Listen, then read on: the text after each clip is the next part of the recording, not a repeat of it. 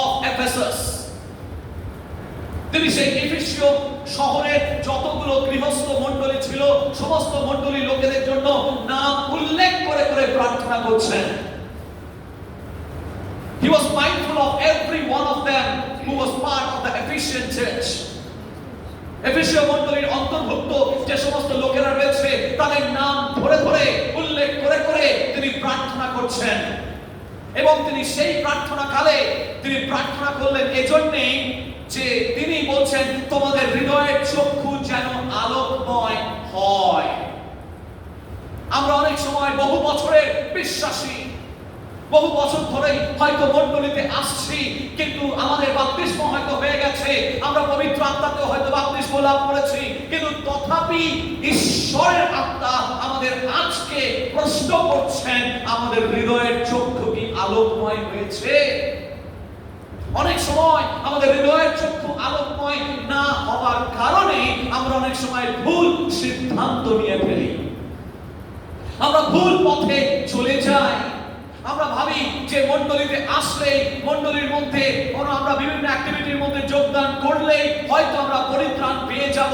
ঈশ্বরের আত্মা বলছেন না, তোমাদের হৃদয়ের চক্ষু যেন আলোকময় হয়।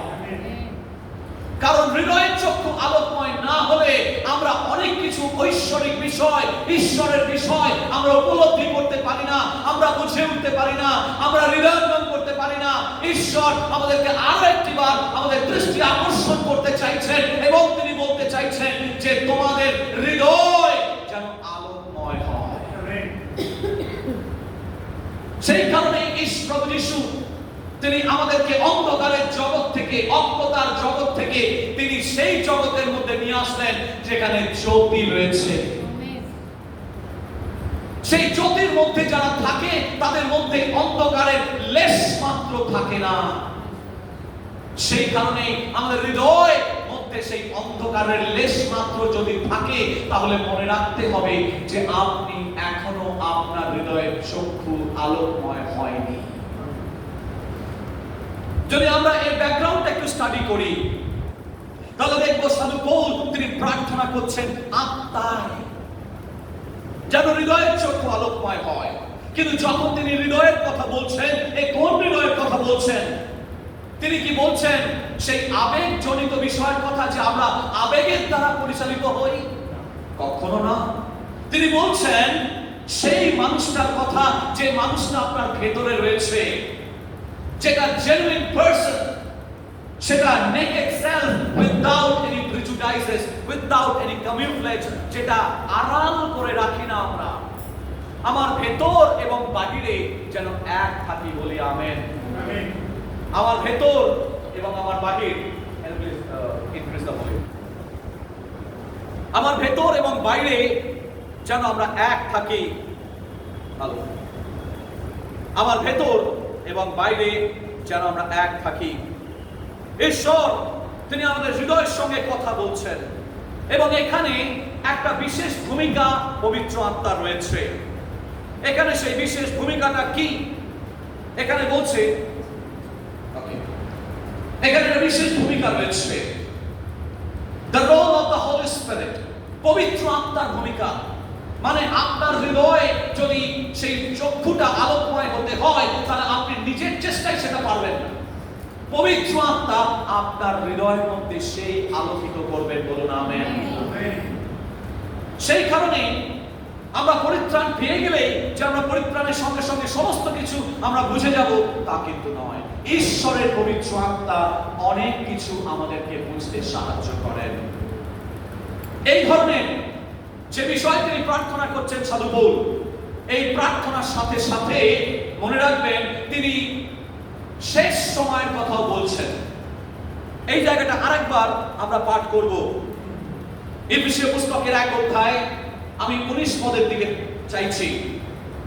18 পদ থেকে পড়ছি, যাহাতে তোমাদের হৃদয়ের চক্ষু আলোকময় হয়, যেন তোমরা জানিতে পাও তাহার আহ্বানের প্রত্যাশা কি। প্রত্যাশা কি? What is your hope? আপনার আশা কোথায় রয়েছে? আশার কথা যখন বলা হচ্ছে মানে শেষ সময়ের কথা পয়েন্ট করা হচ্ছে। যখন বলা হচ্ছে পবিত্র মনের মধ্যে তার দয়াদিগানের প্রতাপ ধন কি, এবং বিশ্বাসকারী যে আমরা আমাদের প্রতি তাহার পরাক্রমের অনুপম মহত্ব কি, এই কথাগুলোর মধ্য দিয়ে সাধু পৌলের মধ্য দিয়ে ঈশ্বরের আত্মা আমাদের কাছে অর্থাৎ এফেসীয় মণ্ডলীর কাছে প্রাথমিকভাবে তিনি বোঝাতে চেয়েছিলেন যে বিশ্বাসের শেষ প্রত্যাশার বিষয়টা কি থাকবে। অর্থাৎ এই হৃদয়ের চক্ষু আলোকময় হবে বা হওয়া উচিত এই বিষয় নিয়ে যখন আমরা আলোচনা করছি, একই বিষয়ে আমরা এইবার চলে যাব প্রেরিত পুস্তক তার 4 অধ্যায় 1 থেকে 8 পর্যন্ত। প্রেরিত নয়, সরি, রেভিলেশন মানে প্রকাশিত বাক্য। প্রকাশিত বাক্য 4 অধ্যায় 1 থেকে 8 পদ। হ্যাঁ, পড়ুন।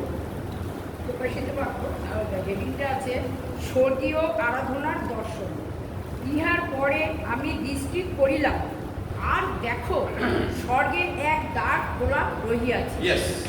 এবং প্রথম যে রব শুনিয়াছিলাম যেন তুরির রব আমার সহিত কথা কহিতেছিল।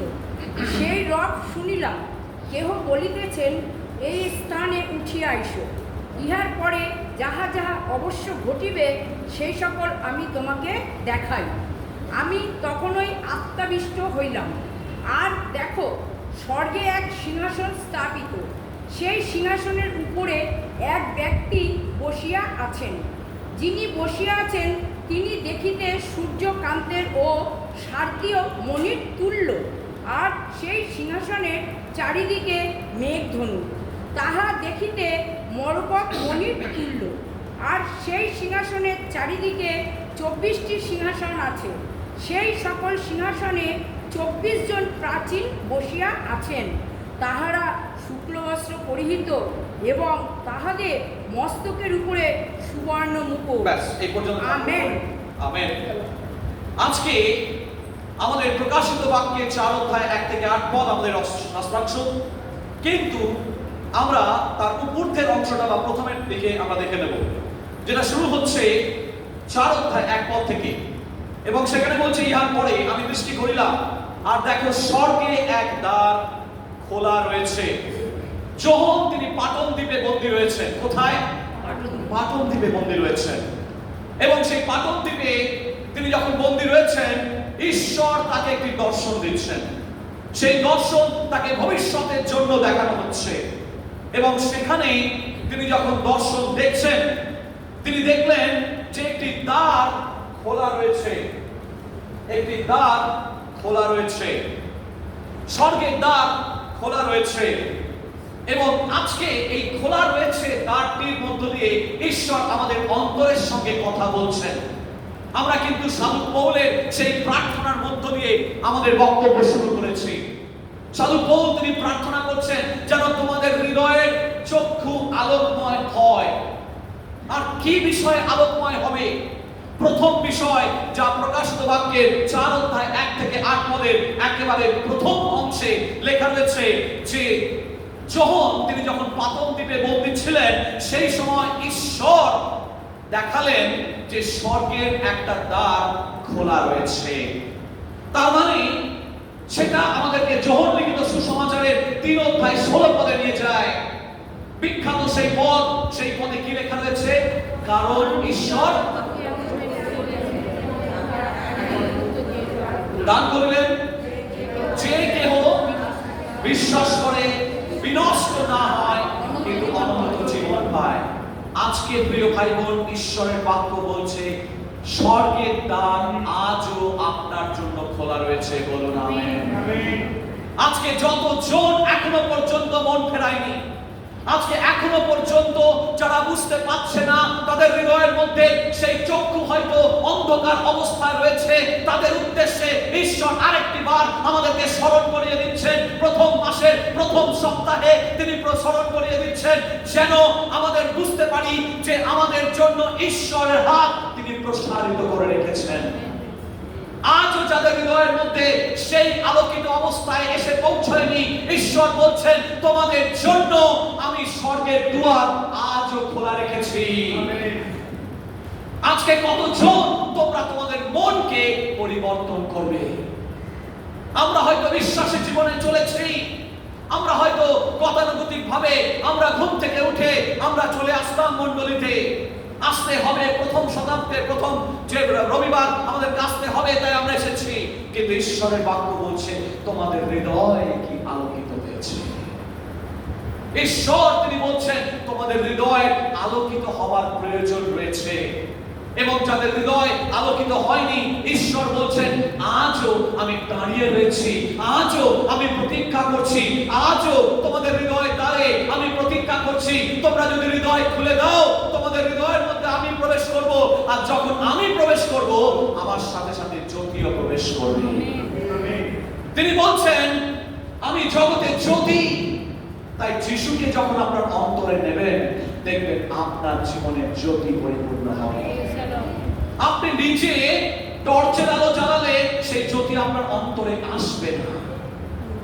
আপনি নিজের চেষ্টায় সেখানে অনেক আলো জ্বালাতে পারেন, কিন্তু অন্তরের আলো আপনি জ্বালাতে পারবেন না। অন্তরের আলো কেবলমাত্র যিশুই জ্বালাতে পারেন। সেই কারণে তিনি বলছেন আমি দাঁড়িয়ে রয়েছি। তিনি বলছেন স্বর্গদুয়ার তোমার জন্য আমার জন্য আজও খোলা রয়েছে। বলুন আমেন। আমাদের সেই সুযোগ আজও রয়েছে। যদি মন পরিবর্তনের দরকার হয় ঈশ্বর বলছেন আজই তোমরা মন পরিবর্তন করো, কারণ তোমাদের জন্য আমার পরিকল্পনা আজও রয়েছে। তাই স্বর্গদুয়ার মনে রাখবেন আপনার জন্য খোলা রয়েছে, এবং আজকে যতজন যিশুর কাছে মন পরিবর্তন করেননি তাদের কাছে ঈশ্বর সুযোগ দিচ্ছেন তোমরা এসো, আমার হাত বাড়িয়ে রেখেছি, তোমরা মাথাটাকে সেখান থেকে সরিয়ে নিও না। তোমাদের জন্য আমার উত্তম পরিকল্পনা রয়েছে। যেমন ভাবে তিনি পিতার কাছে সেই পিতার উদাহরণ দিয়েছিলেন, ছোট ছেলেটা সমস্ত কিছু নষ্ট করে, ছোট ছেলেটা সমস্ত কিছু শেষ করে দিয়ে আবার যখন তার কাছে ফিরে এসেছে যিশু, ওই পিতার উদাহরণ দিয়ে তিনি বলছেন তোমার জন্য স্বর্গের দুয়ার আজও খোলা রয়েছে। The gates of heaven is still open for you. আজকে যদি আপনি চান, it is your choice, আপনার সিদ্ধান্ত, আপনার পছন্দ, যে আপনি নিজের আমিত্ব ভুলে, নিজের সমস্ত কিছু অহংকারকে ভুলে রেখে আপনি তার কাছে আসবেন কিনা। ঈশ্বর যখন তার কাছে আসবেন দেখবেন আপনার জন্য যেমন সেই ছোট ছেলেকে আদর করে চুম্বন করে তাকে নতুন করে জামা কাপড় পরিয়ে তাকে নতুন ভাবে আবার তিনি দিয়েছিলেন, ঈশ্বর কিন্তু আপনার জন্য সেই জায়গাটা দেবেন। বলুন আমেন। তাই তিনি বলছেন প্রথম আজকে হৃদয়কে তিনি আলোকিত করতে চাইছেন। তিনি বলছেন যে তোমাদের জন্য সুযোগের দুয়ার আজও খোলা রয়েছে। দ্বিতীয় বিষয়ের সাথে সাথে আপনার জন্য যখন সুযোগের দুয়ার খোলা রয়েছে, মনে রাখবেন আপনার পাড়া প্রতিবাসী জীবনের জন্যও সেই একই স্বর্গের দুয়ার খোলা রয়েছে। তাই আপনি যখন পরিত্রাণ পেয়েছেন সেই পরিত্রাণের বার্তা আপনার বন্ধুকে, আপনার পরিবারের লোকজনদেরকে, আপনার যারা চেনা পরিচিত তাদেরকে আপনি বলবেন, এবং তাদেরকে বলবেন তোমার জন্য সুযোগের দুয়ার আজও খোলা রয়েছে। সেই সুসমাচারের বার্তা যখন আপনি পৌঁছে দেবেন ঈশ্বর আপনাকে আশীর্বাদ করবেন। প্রিয় ভাই বোন, ঈশ্বর সুযোগের দুয়ার আপনার এবং আমার জন্য খুলে রেখেছেন। 2 নম্বর, সাধু পৌল তিনি প্রার্থনা করছেন। কি প্রার্থনা করছেন? আমাদের হৃদয়ের চক্ষু যেন আলোকময় হয়। সেই আলোকময়তার মধ্যে আমাদেরকে বুঝতে হবে যে সেই সুযোগের দুয়ার খোলা রয়েছে। এই আলো, সেই জ্যোতি যেন আমাদের অন্তরে প্রবেশ করে। 3 নম্বর, দেখুন সেখানে কি লেখা রয়েছে। 4 অধ্যায় 1 পদে কি লেখা রয়েছে? 4 অধ্যায় 1 পদ আরেকবার বলুন। ইহার পরে আমি দৃষ্টি করিলাম, আর দেখো স্বর্গে এক দ্বার খোলা রহিয়াছে, এবং প্রথম যে রব শুনিয়াছিলাম যেন তুরীর রব আমার সহিত কথা কহিতেছিল। সেই রব শুনিলাম কেহ বলিতেছেন এই স্থানে উঠিয়া আইসো। এই স্থানে উঠিয়া আইসো, আন্ডারলাইন করে রাখুন জায়গাটাকে। এই স্থানে উঠিয়া আসো, উঠিয়া আসো, উঠে আসো। A voice was heard. একটা কণ্ঠস্বর শোনা গেল। সেই কণ্ঠস্বর বলছে I will show you what must take place after this. এরপরে তারপরে তাকে বলছে inviting John, যোহনকে তিনি আহ্বান করছেন এবং যোহনকে আহ্বান করে তিনি বলছেন গো আপ, গেট আপ। মানে ঈশ্বর এখানে বলছেন ঊর্ধ্বমুখী আহ্বান। তিনি বলছেন আমরা যেন নিম্নমুখী না হই। ভালো করে বুঝুন, ঊর্ধ্বমুখী এবং নিম্নমুখী। ঊর্ধ্বমুখী মানে গো আপ, গো আপ, উঠে এসো। এখানে বলছে উঠিয়া আইসো, উঠে এসো। মানে যে জায়গায় তোমরা পড়ে রয়েছো, যে পাপের মধ্যে তোমরা পড়ে রয়েছো, যে নিম্নগামী চিন্তার মধ্যে তোমরা পড়ে রয়েছো, যে জায়গার মধ্যে এখনো পর্যন্ত সেই জঞ্জালের মধ্যে তোমরা পড়ে রয়েছো, সেই মানসিকতার মধ্যে পড়ে রয়েছো, সেখান থেকে তোমরা উঠে এসো। ঈশ্বর বলছেন যোহনকে উঠে এসো। শুধু যোহনের জন্যই এই আহ্বান ছিল না, এই আহ্বান সকলের জন্য, এই আহ্বান মণ্ডলীর জন্য, এই আহ্বান সমস্ত বংশ পরম্পরাক্রমে সকল বিশ্বাসীদের জন্য, সমস্ত মানব জাতির জন্য। তিনি বলছেন যে পাপ থেকে তোমরা বেরিয়ে এসো, পাপ থেকে তোমরা উঠে এসো, উঠে এসো, কারণ আমাদের স্বর্গের দুয়ার খোলা রয়েছে। উঠে এসো।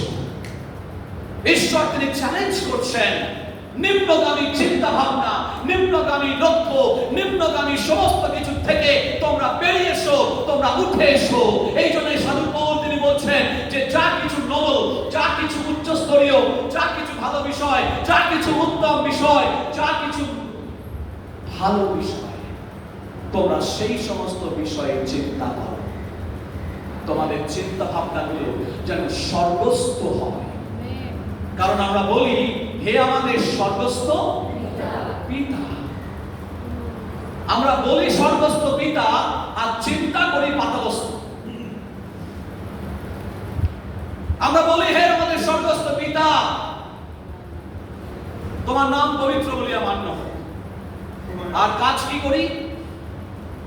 পাতালস্থ এবং নিম্নগামীস্থ এবং অপবিত্র কাজ। বলি পবিত্র ঈশ্বর আর করি অপবিত্র কাজ।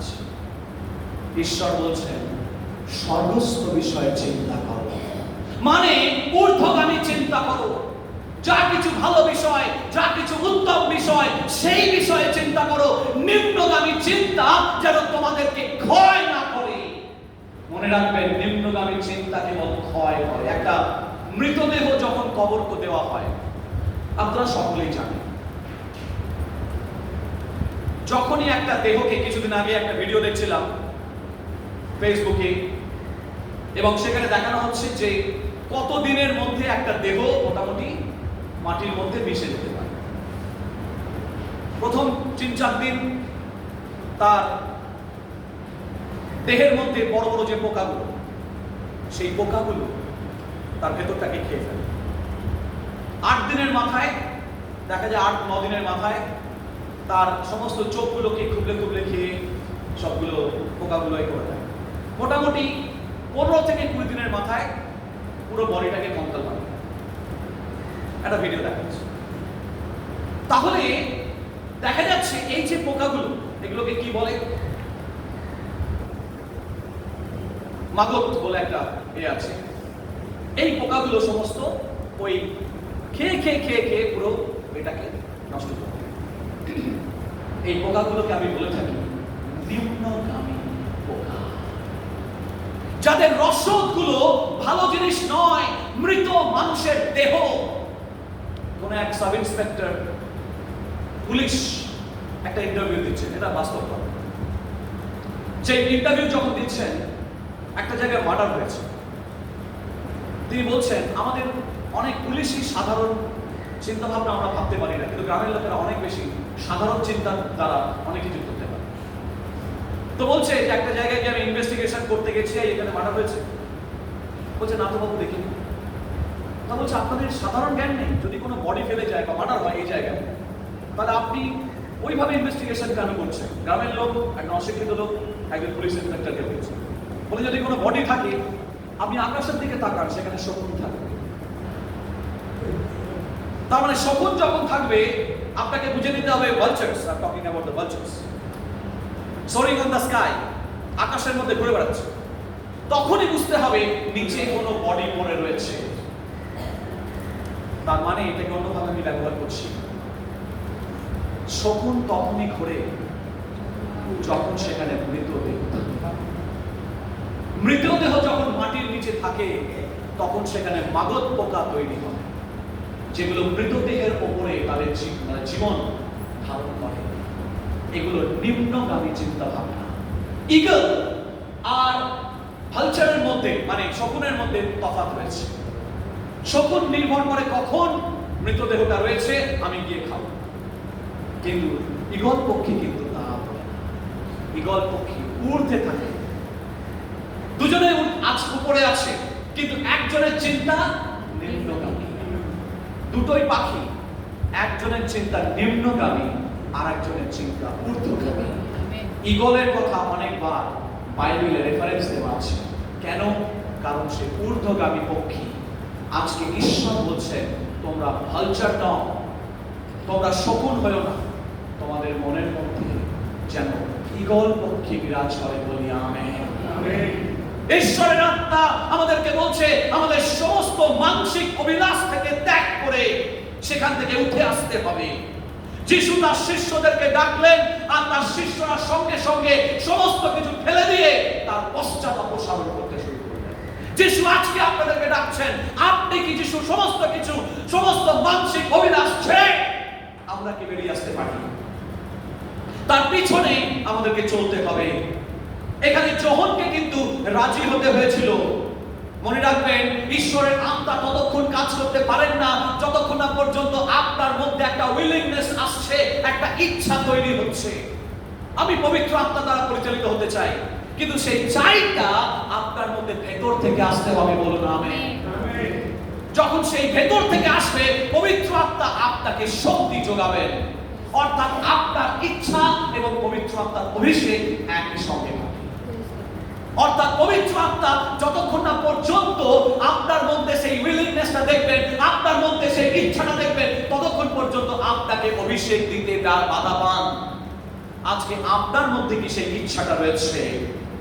আমাদের মধ্যে সেই নিম্নমুখী চিন্তা ভাবনাগুলোকে, জীবনযাপনগুলোকে ছেড়ে আমরা কি ঊর্ধ্বগামী হতে পারি?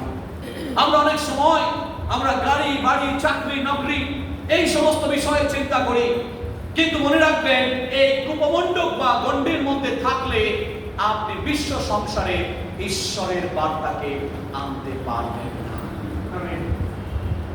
আপনি চার দেওয়ালের মধ্যে যদি আপনার মনোভাবটাকে বন্দি রাখেন, ঈশ্বর আপনার সেই জায়গাটাকে তিনি তুলতে পারবেন না। ঈশ্বরের বাক্য বলছে তোমরা রাজ্য ও ধার্মিকতার বিষয়ে যথেষ্ট হও, বাকি সমস্ত কিছু। চিন্তা করুন, ঈশ্বর বলছেন সাধু পৌলের মধ্য দিয়ে ঊর্ধ্বস্থ বিষয় চিন্তা করো, সেই সমস্ত বিষয়ে চিন্তা করো যেগুলো আমাদের জীবনকে, শুধু তাই নয়, সমস্ত পার্সপেক্টিভ, দৃষ্টিভঙ্গিকে আমাদের পাল্টে দেবে। আপনি যদি টাটা বা আম্বানির কাছে গিয়ে বলেন আমাকে 500 টাকা একটু ধার দেবেন, তা টাটা আম্বানির কাছে যাওয়ার কি দরকার? সে তো একজন যে কোনো সাধারণ ব্যক্তি, যে ঠেলাওয়ালা, রিক্সাওয়ালা, সেও তো আপনাকে 500 টাকা ধার দেবে। তাদের টাটা আম্বানির কাছে গিয়ে কি 500 টাকা ধারতে চাইতে যাবে? ঈশ্বরের কাছে যখন আপনি আসবেন তখন 500 টাকা চাইবার জন্য নয়। প্রভু আমি কি খাবো, আমি কি পড়বো, এর বিষয়ে আমরা চিন্তা করব না। আমরা চিন্তা করব তার রাজ্য ও ধার্মিকতার বিষয়ে সমস্ত কিছু যা প্রয়োজন রয়েছে তিনি আপনাকে দেবেন। কিন্তু শর্ত হচ্ছে একটাই, যে রাজ্য ও ধার্মিকতার জন্য সচেষ্ট হও, বাকি সমস্ত কিছু তোমাদেরকে দেওয়া যায়। আজকে আমরা কি রাজ্য ধার্মিকতার বিষয়ে চেষ্টা করছি? আমরা কি বলছি প্রভু তুমি আমাকে এই শহর কলকাতাটা দাও যেন প্রভু আমি তাদের কাছে গিয়ে সুসমাচার দিতে পারি? আমরা কি বলছি আমার পাড়া প্রতিবাসীর কাছে যারা এখনো পর্যন্ত তোমাকে জানে না তাদের কাছে কি আমি সুসমাচার দিতে পারি? আমার বন্ধু বান্ধবদের কাছে, আমার অফিস কলিগদের কাছে যারা এখনো সত্যকে জানে না, সত্যের দ্বারা স্বাধীন হয়নি, তাদের কাছে কি আমি গিয়ে সুসমাচারের বার্তা দিতে পারি? এই বিষয় প্রভুকে বলুন এবং প্রভু দেখবেন তিনি বলছেন যেখানে তোমার পা পড়বে সেই জায়গাটাই আমি তোমাকে দেব। ঈশ্বর বলছেন বিশ্বাসে যখন আপনি পা বাড়াবেন তখনই ঈশ্বর আপনাকে আশীর্বাদ করবেন। তাহলে প্রথম বিষয় সাধু পৌল তিনি প্রার্থনা করছেন যে তোমাদের হৃদয় আলোকিত হোক। কি বিষয়ে আলোকিত হবে? প্রথম বিষয় আমরা দেখলাম স্বর্গের দুয়ার সকলের জন্য আজও খোলা রয়েছে। 2 নম্বর বিষয় আমরা দেখলাম তিনি আহ্বান করছেন যেন আমরা নিম্নস্থ জীবন ত্যাগ করে ঊর্ধ্বস্থ জীবনের দিকে এগিয়ে যাই। 3 নম্বর বিষয় তিনি এখানে বলছেন, কি বলছেন? তিনি বলছেন যে আমরা এখানে সাধু পৌল না জন, তিনি বললেন, কি বললেন?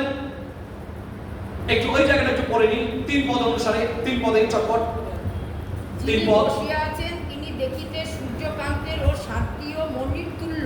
না, যেখানে লেখা রয়েছে যে ঈশ্বরের আত্মা আমাকে ধরলেন, আমি তখনই আত্মাবিষ্ট হইলাম। আত্মাবিষ্ট হইলাম, ইয়েস।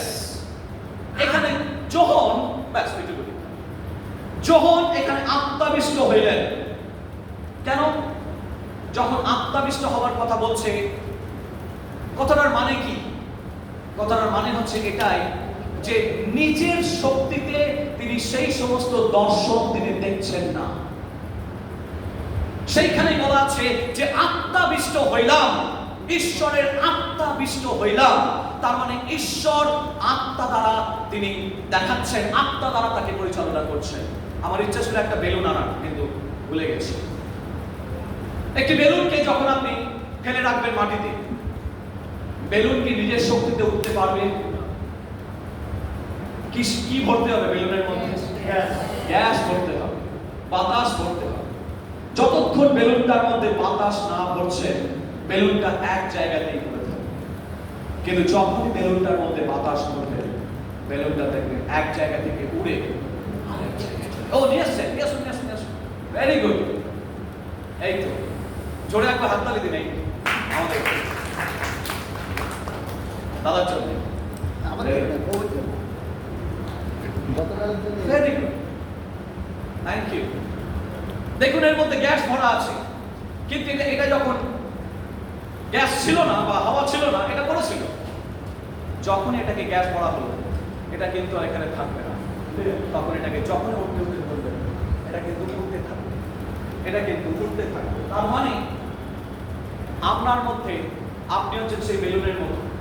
যতক্ষণ পর্যন্ত আপনার জীবনের মধ্যে পবিত্র আত্মা প্রবেশ করবে না, ততক্ষণ পর্যন্ত আপনি ঊর্ধ্বস্থ বিষয় জ্ঞান লাভ করবেন না। বলুন আমেন।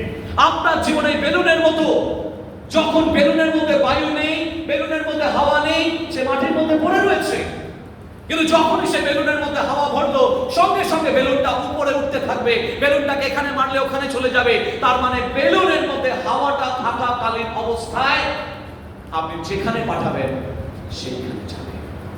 পবিত্র আত্মা আপনার মধ্যে ঈশ্বর ভরলে, পবিত্র আত্মার দ্বারা আবিষ্ট হলে আপনি স্বর্গীয় দর্শন দেখতে পাবেন, স্বর্গীয় উদ্দেশ্য উপলব্ধি করতে পারবেন। আজকে পবিত্র আত্মায় বাপ্তিস্ম শুধু নয়, পবিত্র আত্মার আবেশে চলতে হবে। বলুন মানসিক অভিলাষে নয়, মানসিক চিন্তা ভাবনায় নয়। তাহলে আপনি যখনই এই বেলুনটার মধ্যে একটা ফুটো করে দেবেন, সঙ্গে সঙ্গে তার থেকে সব হবে, আবার যেমন ছিল বেলুনটা সেই অবস্থায় পড়ে যাবে। আপনার পাপ অনেক সময় বেলুনের মতো আপনার জীবনের মধ্যে ছিদ্র করে দেয়। যত পাপের মধ্যে থাকবেন, যত নেতিবাচক চিন্তার মধ্যে থাকবেন, যত বড় সমালোচনার মধ্যে থাকবেন, যত খারাপ খারাপ কথার মধ্যে থাকবেন, যত উদ্দেশ্য খারাপের মধ্যে থাকবেন, দেখবেন দিয়াবল আপনার ভিতরে যে ঈশ্বরের আত্মা রয়েছে সেখানে একটা ফুটো করে দেবে। সেই পাপগুলো ফুটো তৈরি করে, আর ফুটো থাকলে আপনার ভিতরে সব রসদ, আপনার জীবনের সব শক্তি, আপনার জীবনের সব পরাক্রম, আপনার জীবনের সমস্ত সামর্থ্য, আপনার জীবনে ঈশ্বরের পরাক্রম সমস্ত কিছু সেই ছিদ্র দিয়ে, সেই ফুটো দিয়ে বেরিয়ে যাবে। আপনি আবার সেই ফুটো শেষে বায়ু শেষ হয়ে সেই বেলুনটা আবার করতে করতে হয়ে যাবে। ঈশ্বর বলছেন আত্মার আবেশে চলো। বলি আমি আত্মার আবেশে চলো। যতক্ষণ আমরা আত্মার আবেশে চলবো, আমাদেরকে ঈশ্বর ব্যবহার করতে পারবেন। এখানে যখন তিনি নিজের ক্ষমতায় সেই স্বর্গীয় দর্শন দেখছেন না, তিনি স্বর্গীয় দর্শন আমি ভাবলাম যে আমি প্রভু তুমি আমাকে দর্শন দাও, প্রভু তুমি আমাকে দর্শন দেখাও, প্রভু তুমি আমাকে ভাববাণী দাও, প্রভু তুমি আমাকে ভাববাণী বলতে শেখাও। এমনি এমনি সেইগুলো আসবে না।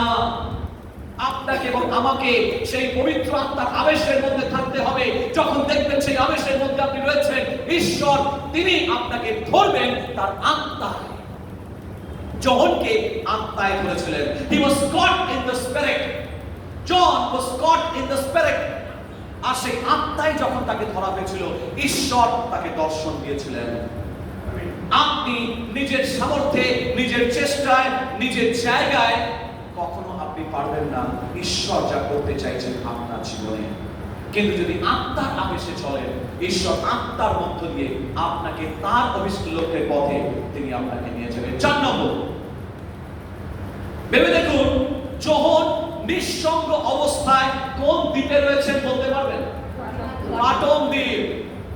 এখন পাটন দ্বীপের বর্তমান ছবি যদি দেখেন, দেখবেন চারিদিকে একেবারে প্রচুর ফ্ল্যাট, প্রচুর বাড়িঘর তৈরি হয়ে গেছে, প্রচুর জনাকীর্ণ, একদম প্রচুর বাড়িঘর। এমন একটা সময় ছিল আজ থেকে 2000 বছর আগে, তখন একদম নির্জন পাটন দ্বীপ। সেই কারণেই তাকে সেখানে বন্দী রাখা হয়েছে। চারিদিকে সমুদ্র, এজিয়ান সমুদ্র রয়েছে চারিদিকে, এবং খুব প্রশান্ত, একেবারে ঠান্ডা, এবং সেই অন্ধকার পাটন দ্বীপের মধ্যে যোহনকে বন্দী করে রাখা হয়েছে। কিন্তু এই নির্জনতায় তার জীবনে একটা আশীর্বাদ নিয়ে এসেছে।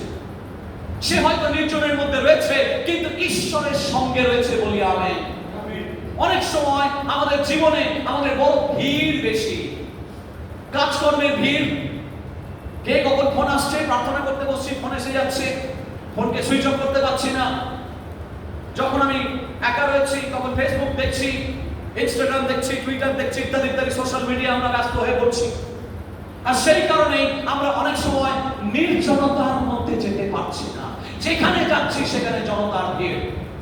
ঈশ্বর বলছেন, যখন যোহন বন্দী ছিলেন পাটন দ্বীপের মধ্যে, সেই নির্জনতার মধ্যেই ঈশ্বর তাকে দেখাতে পারছিলেন। ঈশ্বরের সঙ্গে 1-to-1 রিলেশন যোহনের ছিল। আজকে কতজন 1-to-1 রিলেশন আমরা তৈরি করে বললাম? ঈশ্বর বলছেন, তোমাদের জীবনের মধ্যে সেই নির্জনতা আমি খুঁজে পাচ্ছি না, যে নির্জনতায় আমি তোমার সঙ্গে কথা বলবো। নতুন যখন বিয়ে হয় দেখবেন হাজবেন্ড এন্ড ওয়াইফ তারা একসঙ্গে নির্জনে নিভৃতে কথা বলতে চায়। একান্নবর্তী পরিবারে আমরা দেখেছি তখন যারা হাজবেন্ড ওয়াইফ বিয়ে হতো তখন কিন্তু সেই নির্জনতা তারা লাভ করতে পারতো না, এবং সেই কারণেই তাদেরকে অনেক সময় একটু আড়ালে যেতে হতো, মানে হানিমুনে যেতে হতো, মধুচন্দ্রিমায় যেতে হতো, একটু আড়ালে, যাতে করে তারা একান্ত আপন হতে, একান্তে তারা যেতে পারে। কারণ একে অপরকে জানা, একে অপরের সঙ্গে বোঝা, সেই বিষয়টা তখনই হবে যখন তারা একান্তে যাবে। এখানে যোহনের আশীর্বাদ ছিল, আমি মনে করি তার বিশাল আশীর্বাদ ছিল, কারণ নির্জনে একাকী তিনি প্রভুর সঙ্গে সম্পর্ক স্থাপন করছিলেন। ঈশ্বর তার জীবনের মধ্যে যে আশীর্বাদ ঢেলে দিতে যাচ্ছেন, যে দর্শন দিতে যাচ্ছেন, মনে রাখবেন যোহনকে সেই দর্শন দিয়েছিলেন আজ থেকে 2000 বছর আগে, এবং সেইটা তিনি লিপিবদ্ধ করছেন আজও 2025 বছর পর, আজও সেটা আমরা পড়ছি, সারা পৃথিবীর লোক পড়ছে, বলুন আমেন। যখন আপনার জীবনে ঈশ্বর কিছু দেবেন, সেটা শুধু আপনার জেনারেশনের জন্য নয়, আপনার প্রজন্মের জন্য নয়। দেখবেন যদি সেই জেনুইন এক্সপেরিয়েন্স ঈশ্বরের সাথে হয় এবং সেটা যদি লেখা হয়, তাহলে দেখবেন প্রজন্মের পর প্রজন্ম ধরে আপনার সেই লেখাকে, আপনার সেই অভিজ্ঞতাকে, আপনার সেই আশীর্বাদকে ঈশ্বর বিভিন্ন প্রজন্মের ক্ষেত্রে তিনি ব্যবহার করতে পারেন। যোহনকে সেই আশীর্বাদ করেছিলেন, কিন্তু সেই কারণে একটু দয়া করে মনে রাখবেন, ঈশ্বর তিনি বলছেন পাটন দ্বীপে তিনি নির্জনে ছিলেন। আজকে জীবনের ভিড় এড়িয়ে নির্জনে একাকী সময় কাটানোর সময় এসেছে। যদি আপনি সময় কাটানোর সময়ের জন্য ঈশ্বরের কাছে যান, দেখবেন ঈশ্বর আপনাকে প্রচুর পরিমাণে আশীর্বাদ করবেন। প্রিয় ভাই, প্রচুর পরিমাণে আশীর্বাদ করবেন। কারণ নির্জনে যখন আপনি ঈশ্বরের জন্য সময় দিচ্ছেন, তখনই ঈশ্বর সেটাকে মূল্য দেবেন। 5 নম্বর, যোহন দেখছেন, কি দেখছেন? একটি সিংহাসন দেখছেন। তাড়াতাড়ি বলে নি, এটি সিংহাসন দেখছেন, কিন্তু সিংহাসনে উপবিষ্ট আছেন যিনি আছেন তাকে সূর্যকান্ত বা শারদীয় মণির তুল্য মনে হচ্ছে। সূর্যকান্ত মণি, সূর্যকান্ত কেন বলা হয়েছে? কারণ তার ঔজ্জ্বল্যতা অনেক বেশি, রেডিয়েন্সটা ছড়িয়ে পড়ছে। এখানে অনেকটা যে বর্ণনা দেওয়া হয়েছে সেটা জিহিজকেলের 8 অধ্যায় 2 পদে লেখা রয়েছে একই রকম। দানিয়েল পুস্তক তার 7 অধ্যায় 9 এবং 10 পদেও একই রকম বর্ণনা দেওয়া হয়েছে। অন্যভাবে বলতে গেলে যোহন এমন বর্ণনা দেননি যাতে মনে হয় একটি মূর্তি বসে রয়েছে। ভালো করে মনে রাখবেন, মানুষ মূর্তি পুজো বড় ভালোবাসে। সেই কারণে মসি যখন সিংহ পর্বতে তিনি ঈশ্বরের সঙ্গে আদান প্রদান করছেন, কমিউনিকেশন করছেন, সেই পর্বতের নিচে একখানা গোল্ডেন কাপ স্বর্ণ বাছুর তৈরি করে তার উপাসনা করতে শুরু করে। ঈশ্বরকে উপরে রয়েছে আর নিচে একটা বাছুর তৈরি করে সোনার বাছুরকে নিয়ে তারা মাথা ব্যথা শুরু করবে। এমন ভাবে যোহন বর্ণনা দেননি, ভালো করে বুঝবেন। যোহন কিন্তু দিতে পারতেন, কিন্তু যোহন দেননি সেই বর্ণনা। যোহনের বর্ণনাটা এমনই ছিল যেখানে দেখে মনে হচ্ছে একটা রেডিয়েন্স, একটা আগুন, সেই আগুনটা ছিটকে বেরোচ্ছে। সেই সিংহাসনের মধ্যে কোনো ব্যক্তি বসে নেই, কারণ ঈশ্বরের কোনো মূর্ত রূপ নেই। সেই কারণে একটা তীব্র আগুনের ছটকা, একটা তীব্র আগুনের ছটা সেখান থেকে বেরিয়ে আসছে, বিচ্ছুরিত হচ্ছে। ঈশ্বর জ্যোতি, ঈশ্বর জ্যোতির মতো যে জ্যোতি সূর্যকে সৃষ্টি করতে পারেন এবং সূর্যের থেকেও বড় বড় বিশাল নক্ষত্রকে সৃষ্টি করতে পারেন, তাহলে তার আগুনটা কত বেশি হবে। সেই কারণে সূর্যকান্ত মণি বলা হয়েছে। আজকে ঈশ্বর কোন মূর্ত রূপ নেই, হি স্পিরিট। সেই কারণে তিনি বলেছেন, আমি সত্য ও আত্মা, যারা সত্য আত্মায় ভজনা করবে, আমি এই রকম ভজনাকারীদেরকে তিনি অন্বেষণ করেন। আজকে প্রিয় ভাই বোন, যখন জানতেন যদি একটা আমি বর্ণনা দিয়ে দিই ভুল বশত, মানুষ সেটাকে মূর্তি বলে পুজো শুরু করে দেবে, কারণ মানুষের মধ্যে মূর্তি পূজার স্বভাব রয়ে গেছে। আমাদের মনের মধ্যে অনেক ধরনের মূর্তি রয়েছে। যাত্রা পুস্তক অনুসারে সেখানে বলছে কোন মূর্ত রূপ যেন তোমরা পুজো না করো, কোন মূর্তির উন্মোচন, কোন মূর্তির এটা, কোন মূর্তি সেটা ঈশ্বর ঘৃণা করেন। ঈশ্বর ঘৃণা করেন।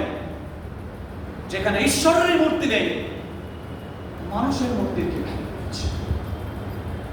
ঈশ্বর বলছেন, ভেবে দেখো আমাদের জীবনের মধ্যে কিন্তু অনেক মূর্তি রয়েছে, অনেক মূর্তি বানিয়ে ফেলেছি আমাদের জীবনে অনেক সময়। ঈশ্বর বলছেন, আজই আপনার হৃদয় থেকে সেই মূর্তিগুলোকে ভাঙুন, ভাঙুন সেই মূর্তিগুলোকে। কারণ যতক্ষণ না পর্যন্ত আপনার মূর্তিগুলোকে ভাঙছেন আপনার হৃদয়ে, ঈশ্বর পরের লেভেলে আপনাকে তুলতে পারছেন। কারণ আপনার মূর্তি আপনার হৃদয়ের মধ্যে বসে রয়েছে। সেই মূর্তির বাইরে যতক্ষণ না পর্যন্ত আপনি আসতে পাচ্ছেন, ঈশ্বরের রূপটা আপনি দেখতে পাচ্ছেন না, ঈশ্বরের যে প্রকৃত রূপটা আপনি দেখতে পাচ্ছেন না। ঈশ্বর আপনাকে এক স্তর থেকে আর এক স্তরে তিনি প্রমোশন দিতে বাধা পাচ্ছেন।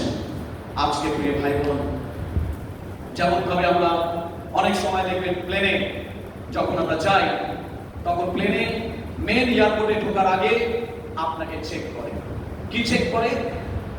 আমি তো গেছি একবার, বেল্টটা এমন ভাবে, মানে একটা প্যান্ট পরেছিলাম, যে বেল্টটা না লাগালে প্যান্টটা খুলে দিল। তো এইবারে বেল্টটা শুদ্ধ খুলে দিল। আমি ভাবছি প্যান্টটা খুলে দেবো না, বেল্টটা খুলে গেল। কোন রকমে প্যান্টটাকে ধরে এগিয়ে যাচ্ছে, মানে সব কিছু খুলে দিল। আমার কম্পিউটার, ল্যাপটপ ছিল, চার্জার ছিল, মানে অ্যাডাপ্টার ছিল, যা যা ছিল সামগ্রী, দুটো ফোন ছিল, হ্যাঁ, আর যা যা ছিল, পকেটে পেন ছিল, সব ওই একটা বাস্কেটের মধ্যে রাখতে হলো। সেই স্ক্যানিং হবে, সেই সব স্ক্যানিং করে তারপরে আমাকে প্রিয় ভাই বোন, দরজা খোলা রয়েছে। যিশু বলছে প্রথমে পয়েন্টটাই ছিল দরজা খোলা রয়েছে, কিন্তু আপনার ভেতরে মূর্তি আছে না কি আছে সব স্ক্যানিং মেশিনে স্ক্যান হবে। স্ক্যান করার পর যদি আপনি নির্দোষ প্রাপ্ত হন, তবেই আপনাকে ওখানে ঢুকতে দেওয়া হবে। বলুন আমেন। আজকে ঈশ্বর স্ক্যানিং করছেন, স্ক্যানিং মেশিনে স্ক্যানিং করছেন, যতক্ষণ না পর্যন্ত আপনার মধ্যে থেকে আমার যেমন শুধু প্যান্টটা খোলা রাখা বাকি ছিল, তেমন ভাবে সব কিছু আপনাকে যাচাই করে